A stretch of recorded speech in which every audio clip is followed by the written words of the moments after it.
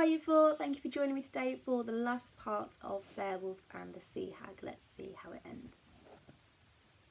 So Beowulf left, carrying with him 12 new treasures, those promised parting gifts from the king to the Geatish hero, that dear man, friend forever of the Danish king and his people. Gold decked and resplendent with rings he left them, and not a Dane who watched him go believed the reward was any more than he deserved. Now they came again to the seashore, sorrowing the loss of Handiscio, their dead war companion, and at the same time rejoicing in all that they had achieved, and also in Hrothgar's generosity towards them. The coastguard who had greeted them days before saw them coming again, these young warrior heroes, in their war shirts and glittering helmets. He rode to greet them, guiding them to the waiting sea boats he had guarded so carefully for them. Once the ship was loaded with horses and armour, and Hrothgar's hoard of gifts. Beowulf gave the coastguard a gift, a gold-hilted sword. It was a gift, I am sure, the man treasured forever. Then a mist rose high over the deck. The slack sail hoisted was soon wind-filled and taut, and the ship's timbers felt again the sea surge. Out over the waves the ship danced, rejoicing to feel again the foam in its throat. Like the warriors, the sea boat longed to be home.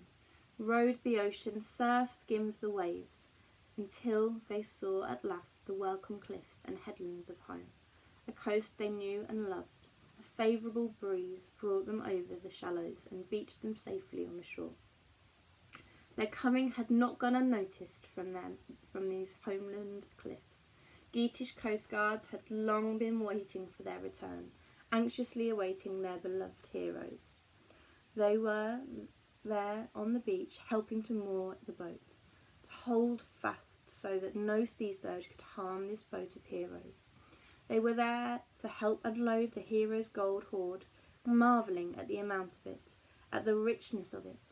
They did not have far to carry it, for Hygelac, the Geatish king, lived with his warband close by the sea wall itself.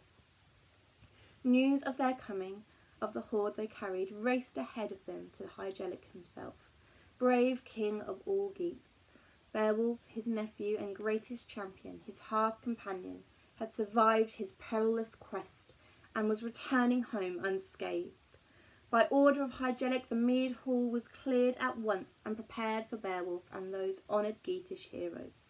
As he saw Beowulf and his warriors striding into the hall, Hygelac could scarcely contain his burning curiosity to hear all about the adventures in Denmark and their miraculous return.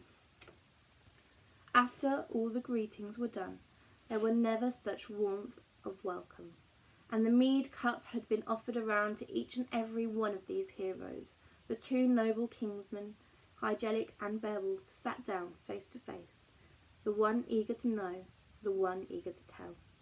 Hygelac leaned forward, longing to hear. Tell us now, beloved brave Beowulf, how you survived this battle in distant Heorot. I warned you, did I not, of the dangers that lay ahead of you in Denmark. Do not go, dear friend, I said, and face that murderous monster Grendel. Those were my very words, if I remember. Yet you did not listen to my advice. You were determined to help Hrothgar, a friend in need, and now I confess I admired you much for it. Tell me now all that happened, live it for us again, so we may know all you have done whilst you were gone. So Beowulf told his story to the king, of how the Geats had been so royally welcomed to Heorot and the great mead hall, of Grendel's coming by night, and how Handiscio had been snatched up half asleep when ground to death in Grendel's jaws. I grappled with this beast with my bare hands, my lord Hygelac, said Beowulf, grasped his arm and would not let him go. When he tore himself away, still I held the severed arm. Perhaps he thought he had escaped, but it was his death wound, his life's blood draining out of him deep in his watery lair. So that monster died, and so I avenged all the hurt that had been done to Hrothgar and the Danes, and the king generously rewarded me, just as he had promised, with treasure hoard of gold, rich and finely worked. And at Heorot, all of us, Danes, Thanes, and Geatish warriors rejoiced, but we rejoiced too soon. For out of the night came Grendel's vengeful mother, a fiend filled with fury. She struck down the first she saw. Asher his name was, most beloved counsellor and dearest half-companion to Hrothgar, the old king. So I went after her. Seeking her lair, I plunged into the deep of the whirlpool and the sea serpents and found her there, this gruesome guardian of the deep. Hand to hand we fought. I was near to death then, as I have ever been, saved only by God and by a giant's sword. With this I hewed off both of their hideous heads, made an end to that family of monsters, slew the last of Satan's children, and brought peace again to Hrothgar and the Danish people. For all this, and the fair, generous king presented us with the treasures still, all of which, brave king, I have carried back for you, you who are my only family. Then Beowulf had them bring in all his treasures he had received from Hrothgar, a boar's head standard, helmet and war shirt and sword, all of which had belonged to Hrothgar's own brother. No gift could have been more precious than this garb of war, none more kindly meant. 4 high-stepping horses were then led in, burnished bay they were, and matching as apples. All these and more Beowulf gave that day to his lord. Surely there was never a more generous heart than his. To Hygelac's queen he presented the marvellous ancient collar he had been given by Hrothgar. 3 prancing horses also, and fine saddles too. Wearing this jewel, the queen shone in beauty as never before.